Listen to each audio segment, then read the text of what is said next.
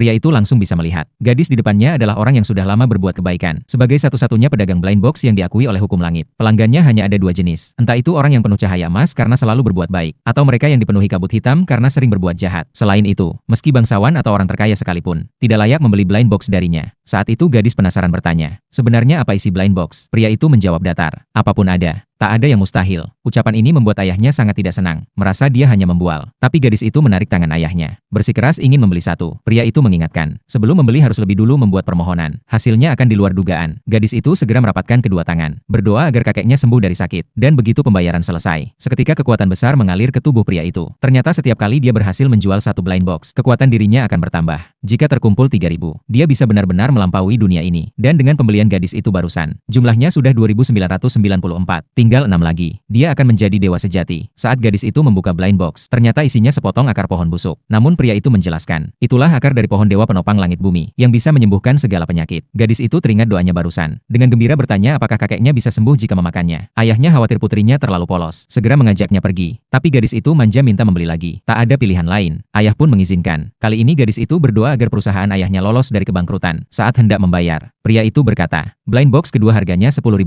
Ayah langsung marah, mengatakan meski mereka tak kekurangan uang, tidak bisa dibodohi begitu saja. Tapi gadis itu seperti kecanduan, tetap bersikeras ingin membeli. Ayah akhirnya mengalah. Begitu pembayaran selesai, pria itu kembali mendapat tambahan kekuatan. Gadis itu pun membuka blind box, dan di dalamnya adalah rancangan komputer kuantum. Bahkan sang ayah yang sudah puluhan tahun di industri, belum pernah melihat desain sesempurna itu. Jika berhasil diwujudkan, pasti akan menjadi komputer lintas zaman, dan membuat perusahaan mereka melonjak jadi kelas dunia. Namun pria itu hanya berkata, keberuntungan gadis itu biasa saja. Yang didapat nilainya masih rendah. Melihat blind box benar-benar ajaib, gadis itu buru-buru ingin membeli yang ketiga. Pria itu kali ini menaikkan harga jadi $1 juta.